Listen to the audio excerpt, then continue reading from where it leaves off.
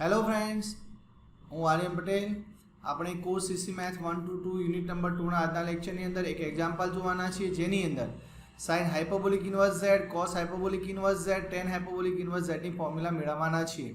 અગાઉના લેક્ચરની અંદર આપણે એક એક્ઝામ્પલ જોયો તો જેની અંદર આપણે sign inverse z, cos inverse Z અને ટેન ઇન્વર્સ ઝેડની ફોર્મ્યુલા મેળવી હતી. તો એના જેવી સેમ ટુ સેમ સાબિતી આ ફોર્મ્યુલાની સાબિતી મેળવવાની છે. ઓકે, તો ચલો અહીં આપણે પહેલી જે છે સ્ટેટમેન્ટ એને સાબિત કરીએ, એટલે કે સાઇન હાઇપરબોલિક ઇન્વર્સ ઝેડની ફોર્મ્યુલા આપણે મેળવીએ.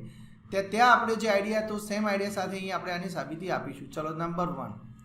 તો અહીં પહેલાં તો આપણે ત્યાં જેમ કરતા હતા એ જ પ્રોસેસ પ્રમાણે કરીએ છીએ, તમે કમ્પેર કરી શકો પ્રોસેસને. તો ચલો sine hyperbolic inverse z is equal to ડબલ્યુ.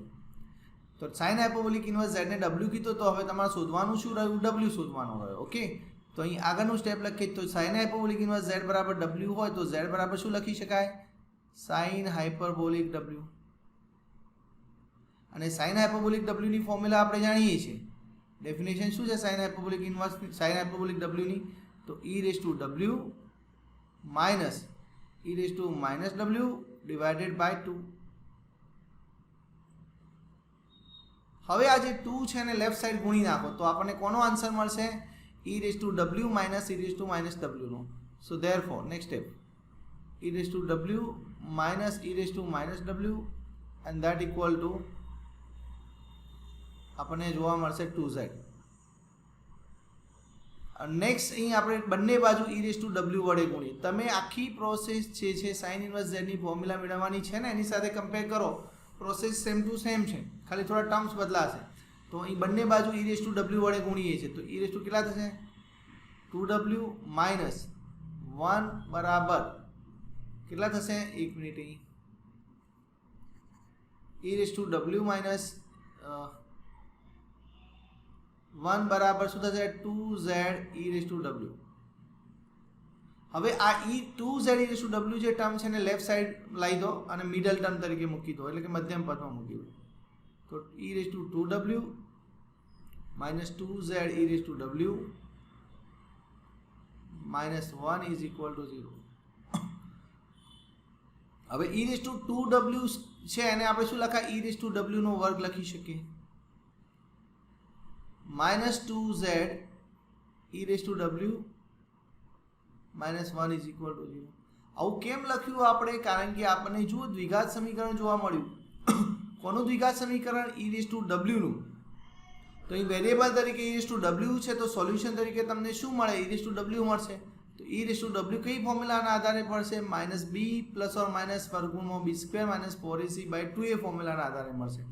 તો શું લખીશું? માઇનસ બી એટલે કેટલા થાય? 2z પ્લસ ઓર માઇનસ વર્ગમૂળમાં બી સ્ક્વેર એટલે કે 4z સ્ક્વેર માઇનસ 4ac એટલે પ્લસ 4 થશે ડિવાઇડેડ બાય 2a. 2a એ કેટલા છે? 1 છે. તો નીચે કેટલા આવશે? 2 આવશે. તો તમે e રેઝ ટુ ડબલ્યુ e રેઝ ટુ ડબલ્યુ તમને મળી ગયા.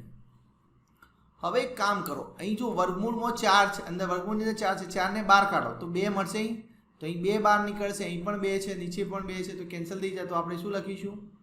ડાયરેક્ટલી લખી દઈએ અહીં z પ્લસ ઓર માઇનસ નીચેના 2 કેન્સલ થઈ જાય ને, તો વર્ગમૂળમાં શું હશે?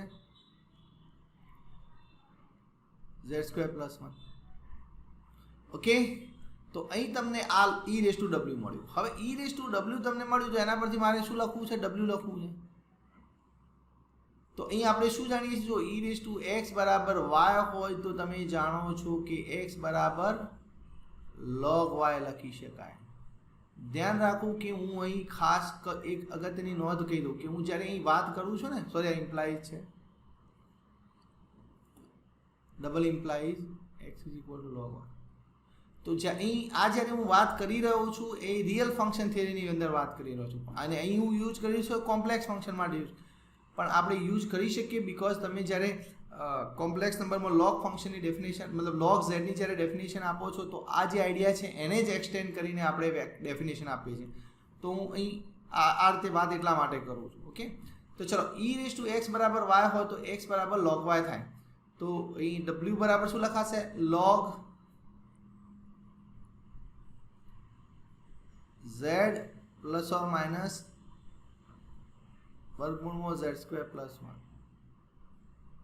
ઓકે, હવે હું આજે રફ વર્ક કર્યું હતું એ કાઢી દઉં છું. નેક્સ્ટ હવે ક્વેશ્ચન ક્યાં રહ્યો? ક્વેશ્ચન અહીં રહ્યો કે વચ્ચે માઇનસ પોસિબલ છે. એ log હું વચ્ચે માઇનસ લખું તો પોસિબલ છે, તો ચલો હું લખી જુઓ ને, log z માઇનસ વર્ગમૂળમાં z² પ્લસ 1 લખું તો આ દરેક કોમ્પ્લેક્સ નંબર માટે પોસિબલ છે. તો હું કયો z મૂકું તો મને પ્રોબ્લેમ દેખાય છે? તો z એવો નંબર મૂકવાનો પ્રયત્ન કરું કે તમને log of negative real number મળે. અને log નેગેટિવ રિયલ નંબરનો log તમે ડિફાઇન કરતા નથી, દેટ ઇઝ નોટ ડિફાઇન, હે ને? સો અહીં આપણે z બરાબર કયો નંબર લઈએ? ચલો, એ z મોટા હોય કે રૂટ z² પ્લસ મોટા હોય, z² પ્લસ 1 મોટા હોય, તો z ને કમ્પેર કરવા તો એક કામ કરો, z ને કઈ રીતે જુઓ?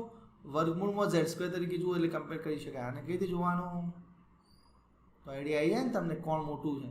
તો રૂટ z² પ્લસ 1 ઓબ્વિયસલી મોટા હોય. તો આ મોટા હોય તો હું અહીં કયો નંબર લઉં? તો z બરાબર પોઝિટિવ નંબર લઉં, ચાલશે ને? ચાલો z બરાબર 1 લો તો શું થાય? અહીં મૂકો 1 માઇનસ મોટો જ થશે ને, એટલે નેગેટિવ નંબર તમને મળશે. તમારે log ઓફ નેગેટિવ નંબર જોઈએ તો z બરાબર કયો નંબર લઉં? 1 લઉં. ચલો, તો log 1 માઇનસ વર્ગમૂળમાં કેટલા થશે? 1 પ્લસ એટલે 1 પ્લસ 1 એટલે વર્ગમૂળમાં 2 થશે. ઓકે, તો આ રૂટ 2 તો 1 કરતાં મોટા જ હોય ને, તો આ નેગેટિવ નંબર મળ્યો કહેવાય. તો આખો નંબર કેવો થયો? નેગેટિવ થયો. તો log ઓફ નેગેટિવ નંબર તો પોસિબલ નથી, તો એટલા માટે હું વચ્ચે માઇનસ સાઇન લઉં છું. તો મને અહીં અમુક કોમ્પ્લેક્સ નંબર માટે, બરાબર છે, અમુક કોમ્પ્લેક્સ નંબર માટે મને શું જોવા મળે છે? log of negative real number મળે છે. So that is not defined, માટે અહીં વચ્ચે માઇનસ લેવાનું નહીં. ઓકે, સો માઇનસ સાઇનને આપણે અહીંથી કાઢી નાખીશું, કારણ કે logની જ્યારે વાત કરીએ છીએ ત્યારે વચ્ચે માઇનસ સાઇન લઈ શકાય નહીં. ઓકે, તો અહીં હું આ જે છે વચ્ચેથી માઇનસ સાઇનને દૂર કરી દઉં, તો ઓનલી શું વચ્ચે સાઇન રહેશે? પ્લસ રહેશે, કારણ કે વચ્ચે માઇનસ લેવાથી અમુક કોમ્પ્લેક્સ નંબર માટે નોટ ડિફાઇન છે, એટલા માટે log function. Okay, so w is equal two આપણે આટલા સુધી પહોંચ્યા. હવે w તો તમારો જવાબ છે ને, કારણ કે w તમારે શોધવાના હતા. તમે સાઇન w કોને કયા હતા? સાઇન હાઇપરબોલિક ઇન્વર્સ z ને કયા હતા? તો તમને એ મળી ગયું. Therefore sine hyperbolic inverse z log z plus વર્ગમૂળમાં z² પ્લસ 1, તમને જવાબ મળી ગયો ને? ઓકે, તો તમારી અહીં ફોર્મ્યુલા મળી ગઈ. ઓકે, જો ચેક કરો, log z પ્લસ વર્ગમૂળ z² પ્લસ 1. હવે સેકન્ડ નંબરની ફોર્મ્યુલા ડિરાઈવ કરવાની છે cos હાઇપરબોલિક ઇન્વર્સ z ની. ઓકે, જેને આપણે નેક્સ્ટ પેજ પર જોઈએ. ચાલો, તો સેમ આઈડિયા સાથે અહીં આપણે cos હાઇપરબોલિક ઇન્વર્સ z ની ફોર્મ્યુલા મેળવીશું. તો cos હાઇપરબોલિક ઇન્વર્સ z ની ફોર્મ્યુલા લખવી છે તો પહેલા આપણે શું કહી દઈએ છીએ? cos hyperbolic inverse z is equal to w. તો z શું લખાય?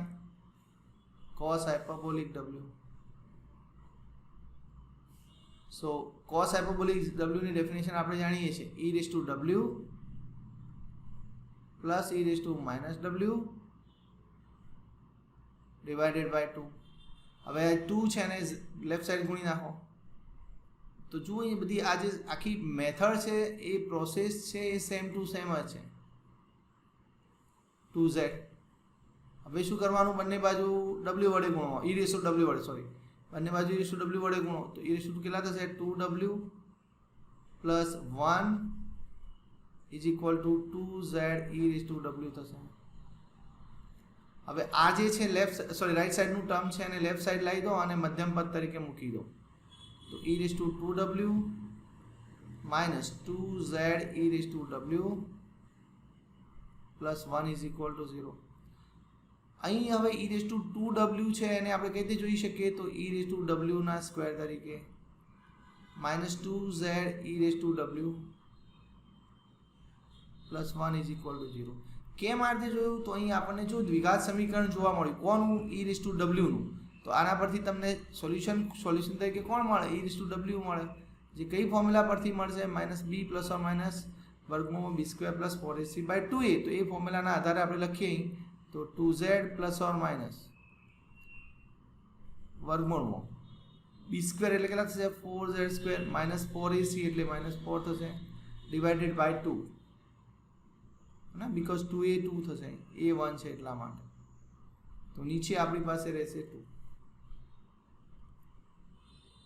હવે તમે જોઈ શકો છો અહીંથી 4 કોમન નીકળીને બહાર નીકળે વર્ગમૂળની તો 2 થઈ જાય, એ 2 અને આ 2 કોમન નીકળશે એટલે અને નીચેના 2 સાથે કેન્સલ થઈ જશે, તો વધશે શું આપણી પાસે z પ્લસ ઓર માઇનસ વર્ગમૂળમાં z પ્લસ ઓર માઇનસ વર્ગમૂળમાં z² -1. તો e રેઝ ટુ w મળી ગયા, તો w કઈ રીતે લખાય, તો w બરાબર log થાય ને, ધેરફોર w બરાબર log z plus or minus વર્ગમૂળમાં z² -1 થશે. હવે ક્વેશ્ચન એ આવ્યો કે આ વચ્ચે માઇનસ પોસિબલ છે, લોગની વાત કરી રહ્યા છે, વચ્ચે માઇનસ પોસિબલ છે, તો ચલો હું અહીં ચેક કરીએ આપણે અમુક કોમ્પ્લેક્સ નંબર માટે જોઈએ, તો log z માઇનસ વર્ગમૂળમાં z² -1 છે.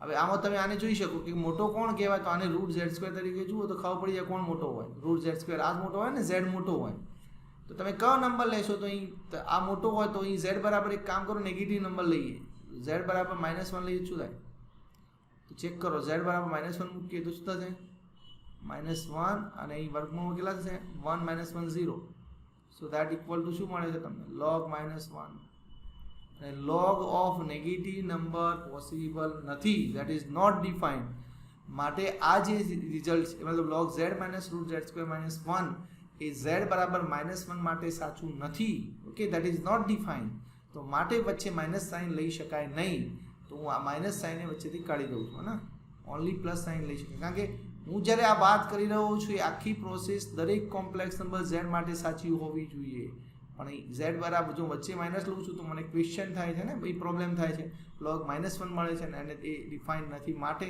આપણે પ્રોસેસ લખી શકીએ નહીં.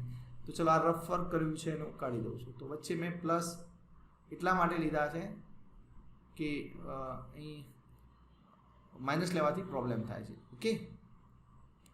ચલો હવે અહીં આગળ આપણે વાત કરીએ તો અહીં એક કામ કરો, આને થોડું નજીક લખી દો, અહીં આપણને અહીં મળ્યું છે log z પ્લસ વર્ગમૂળમાં z² -1, ઓકે.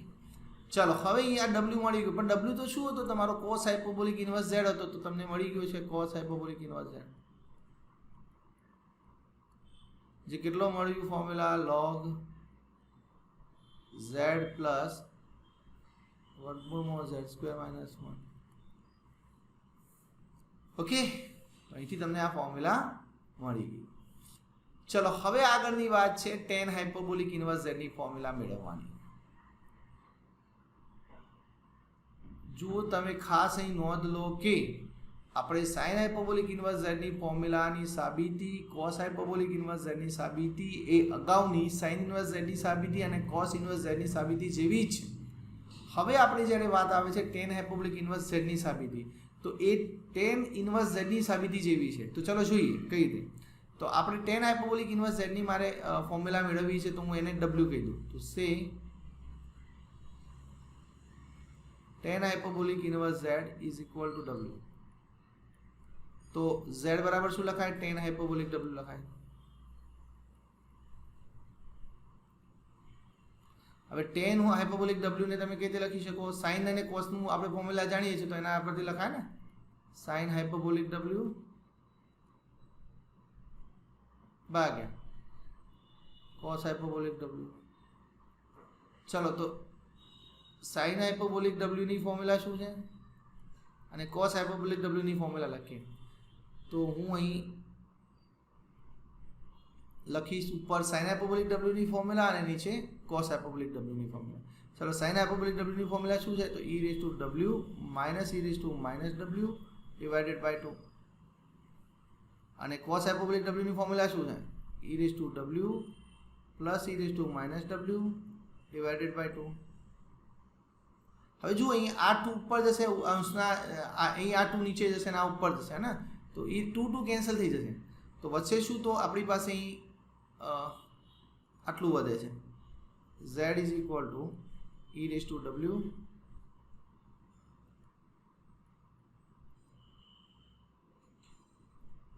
તમને અહીં મળશે નીચે e raise to w plus e raise to minus w. હવે આગળના સ્ટેપની અંદર શું કરીશું, આપણો ક્વેશ્ચન શું છે, આપણે અહીંથી e રેઝ ટુ w મેળવીશું અને e રેઝ ટુ w પરથી w મળવાના છે. તો e રેઝ ટુ w મેળવવા છે તો અહીં યોગ વિયોગ પ્રમાણનો ઉપયોગ કરીશું, એટલે કે કમ્પેરેન્ડો એન્ડ ડિવિડેન્ડોનો ઉપયોગ કરીશું. તો એના માટે હું એક કામ કરું, એ right side only left side only z છે તો એને કેથી લખું, z/1 લખી દઉં, હે ને, z/1 લખ્યું. ચલો નેક્સ્ટ પેજ પર આગળની પ્રોસેસ કરીએ આપણે. તો અહીં એકલો z હતો, એ z ની જગ્યાએ હું કેટલા લખી દીધા, નીચે 1 લખી દીધા, લખી શકાય નીચે 1. આ બાજુ શું હતું આપણી પાસે, e raise to w minus e raise to minus w divided by e raise to w plus e raise to minus w. હવે તમે યોગ વિયોગ પ્રમાણનો ઉપયોગ કરો તો તમે ઉપર એક કામ કરો, સરવાળો કરો બંનેનો, એટલે કે અંશ અને છેદનો સરવાળો ઉપર કરો, એટલે કે z+1 ઉપર કરો અને નીચે અહીં આપણે કરીશું z અને zમાંથી 1 બાદ કરીશું, એટલે કે અંશમાંથી છેદ બાદ કરીશું. તો અહીં જે પ્રોસેસ કરી સેમ પ્રોસેસ તમારે રાઈટ સાઈડ કરવી પડે. તો ઉપર અહીં શું લખીશું આપણે, અંશ એટલે કે e raise to w minus e raise to minus w. આ અંશ છે, અંશ અને છેદનો સરવાળો ઉપર લખવાનો, બાજુમાં એવું જ કર્યું છે ને, અંશ અને છેદનો સરવાળો. તો અહીં e raise to w plus e raise to minus w divided by નીચે શું લખીશું, તો અંશમાંથી છેદ બાદ કરીશું, એટલે e રેઝ ટુ જે બાજુ કર્યું છે એવું, e raise to w minus e raise to minus w minus e raise to w plus e raise to minus w. ચલો તો અહીં z+1/z-1 એ જ રાખી, અને અત્યારે હાલ અડતા નથી, અને કોઈ સિમ્પ્લિફાય કરતા તો નીચે z-1 છે ઇઝ ઇક્વલ. ચલો અહીં ઉપર શું વધે છે, જુઓ આ minus e raise to minus w છે, અહીં plus e raise to minus w છે, બંને કેન્સલ થઈ જાય તો વધશે તો 2 e રેઝ ટુ w વધશે. તો ઉપર તમારી પાસે વધે છે 2 e રેઝ ટુ w અને નીચે શું વધશે, તો e રેઝ ટુ w નીકળી જાય છે નહીં, -2 e raise to minus w વધશે.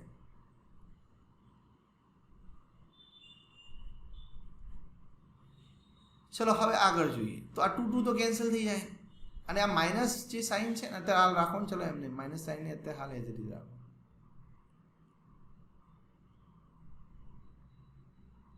નીચે z-1 છે, તો અહીં e raise to w minus w ને ઉપર લઈ જાઓ તો ટોટલ કેટલા થશે, e raise to minus sine આગળ લખું છું, e રેઝ ટુ કેટલા થશે, 2w થશે. હવે એક કામ કરીએ, e રેઝ ટુ 2 આ માઇનસ સાઇન આપણે પેલી બાજુ ગુણી નાખો તો શું લખાય,